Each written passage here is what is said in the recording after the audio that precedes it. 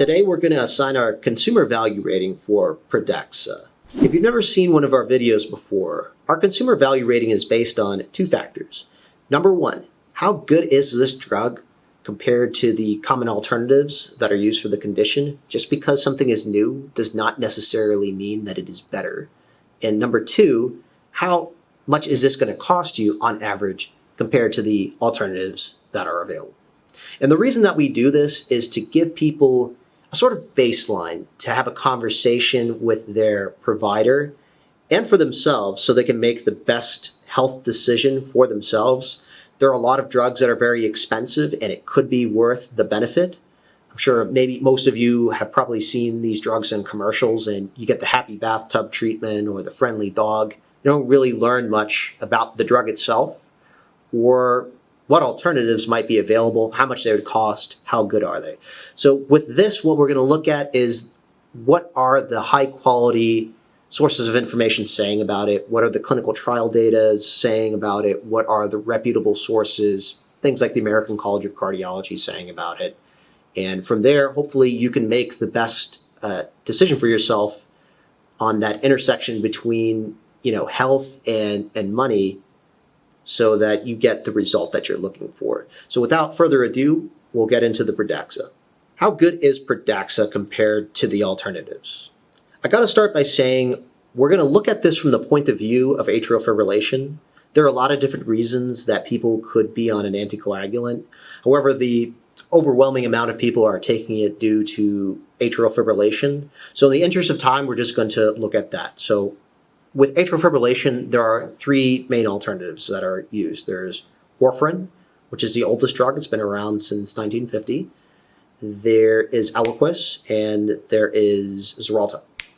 So starting out with warfarin, there's actually a lot of really great data of Pradaxa versus warfarin.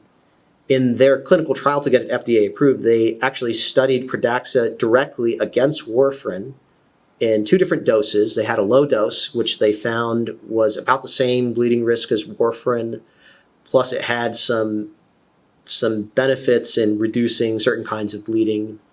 There was also a high dose of Pradaxa, and what they found in that study was that it actually reduced the incidence of stroke. And that's really great because with anticoagulants, you take them to reduce the risk of stroke and clots. So if something can further reduce that risk, then that's great. And the major side effect or the major problem with anticoagulants is, coagulation is what is the process that helps you stop bleeding. So any anticoagulant is going to have that risk because it's interfering with that process. So if something is able to reduce the risk of stroke or reduce the risk of bleeding or both, then that is a very good outcome for someone on that type of therapy. And of course, there are some other benefits as well. There have been some studies that have shown that it may cause less kidney problems than warfarin. It may also reduce the risk of osteoporotic fracture in comparison to warfarin as well. And of course, there are the usual benefits as well. Warfarin, you have to watch your diet, so you can't just whip out a can of spinach and be like Popeye. There are also fewer drug interactions as well. And of course, with warfarin, you need to get your blood checked regularly so that you have the right amount of warfarin. So that being said, there was also a controversy because if you've seen the other videos on Xarelto and Eliquis, when is there not a clinical trial controversy? But you might feel a little bit differently about this one. It's a bit different. In their clinical trial, there was a controversy where they were accused of suppressing information.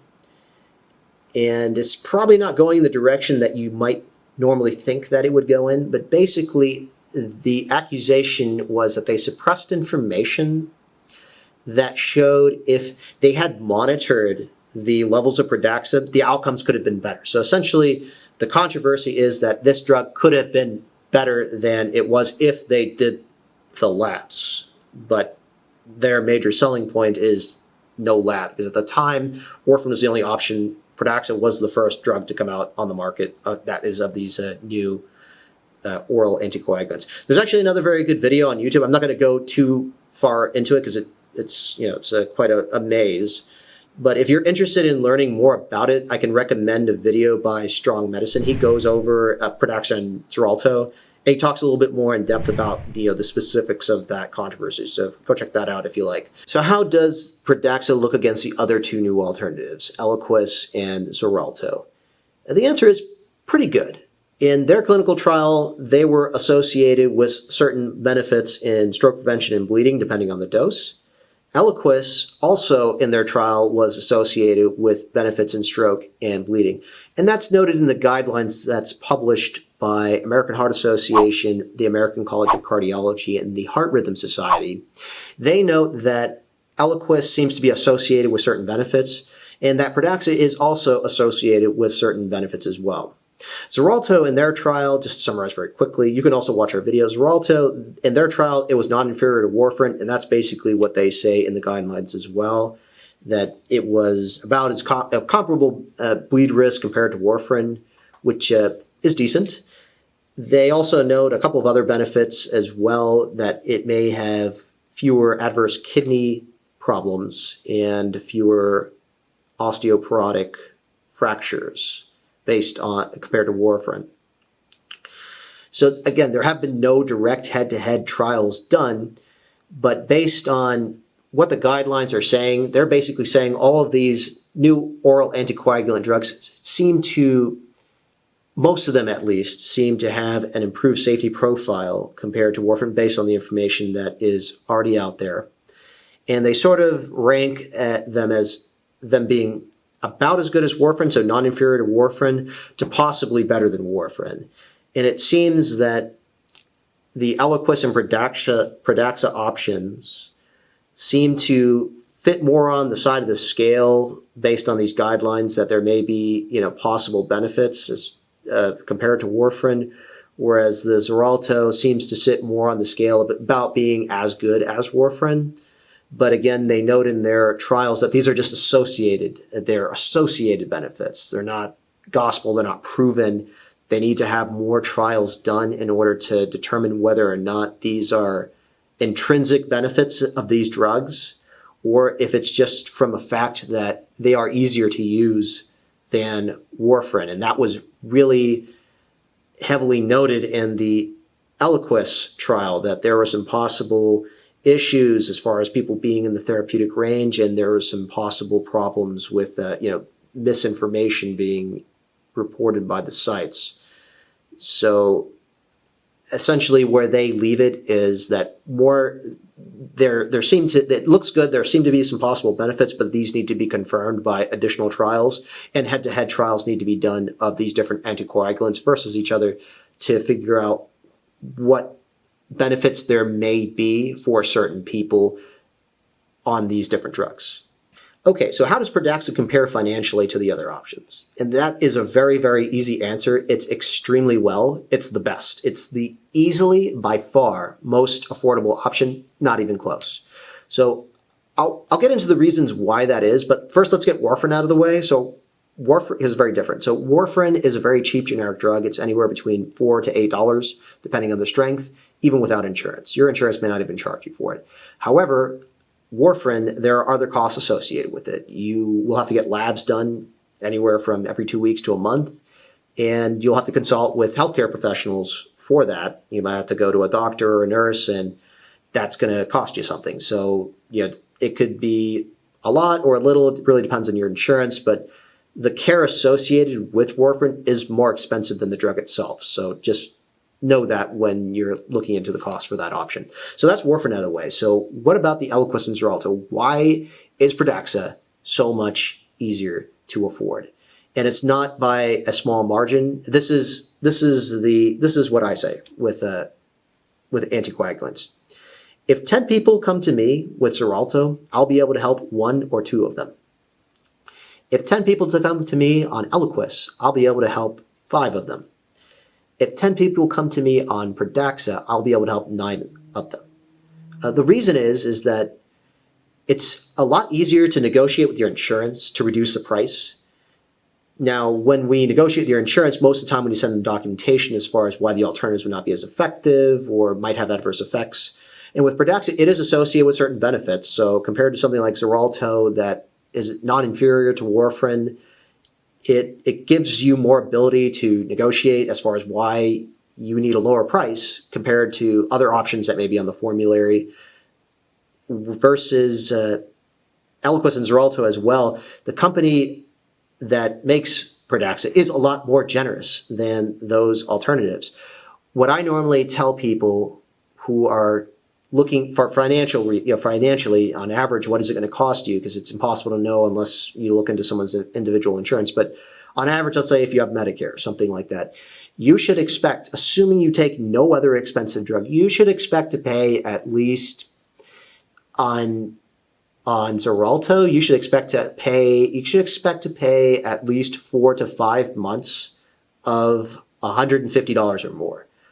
Eliquis, you should expect to pay around 3 months of $150 or more. With Pradaxa, we can prevent you from going into the coverage gap, eliminate deductibles, things of that nature, using various techniques. So using the tiers exceptions, things of that nature. Because of the way the drug is and the fact that it is different from both Eliquis and Xarelto, Eliquis and Xarelto work on factor 10, this works on thrombin. Its unique mechanism of action makes it easier to fight insurances and reduce prices and to use other techniques to reduce the price. So it wins out hands down as far as the price. We will almost be able to help anyone reduce their price on this drug compared to the alternatives where Eliquis about half the time, Xarelto maybe 10% or 10% or so, you'd be able to help someone on the price. Our final rating is going to be a 4 out of 5. And the reasons for this are that it stacks up very well against the alternatives, as we discussed earlier. It's on the scale of about as good to possibly better than warfarin. It definitely seems to be leaning on, it's got some possible benefits. And while all of these drugs had some controversies in their clinical trials, Pradaxa's main controversy was that their drug could have been better. Whereas the Xarelto, their controversy was their warfarin machines didn't work or were recalled. And the one for Eliquis was that they had some sites that were possibly engaged in some nefarious reporting activities. And, that's a very, very serious issue. And there have been a lot of issues that have come out in clinical trials, in China in particular.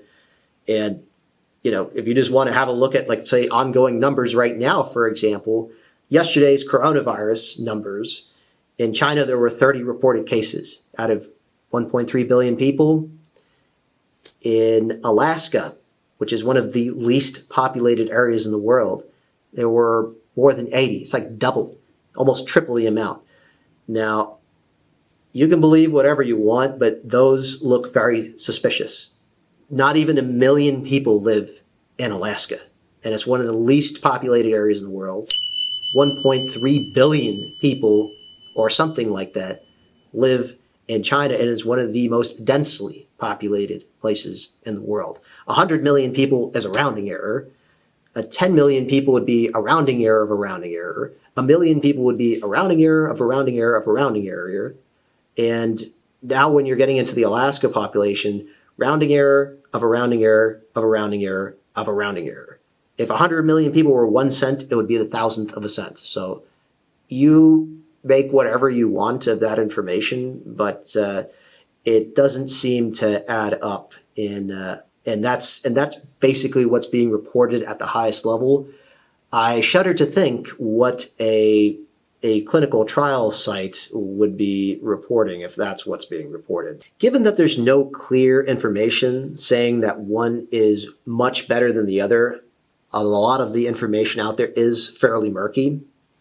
If there's not a medical reason to go with one of these alternatives, and if there's no proven benefit, and again, Pradaxa is sort of in the realm of where there possibly is a benefit, but assuming that, let's say, all of these were equal, why would someone want to go with an option that's way, way, way more expensive? That's why this is a 4-star drug. Is given all the problems that each of this new class of medication has as far as controversies in the clinical trial and proving a benefit over each other, given that there isn't that there, then the next most important thing being the financial aspects of it, this clearly wins. Very often we're going to be able to get this for nothing or very, very close. And you're not going to run into the issues of coverage gap, deductibles, things of that nature anywhere near as often as with Eliquis and Xarelto, where you should expect to pay quite a bit on those two drugs, whereas Pradaxa, most people, I would say you're going to be safe from those from exposure of those kinds of costs. I hope you found this information helpful, and just remember that these ratings are subject to change at any time. There could be some new information that shows that there are some benefits of the alternatives or with Pradaxa or some side effects, or someone could cut the price or increase the price. So these are always subject to change. But if you have any questions, post them below. If you've got an expensive drug and you want us to look into reducing that price for you, contact us at Sustain Meds and we'll look to see what we can do to help you. Hope you found this video helpful, and we'll see you next time.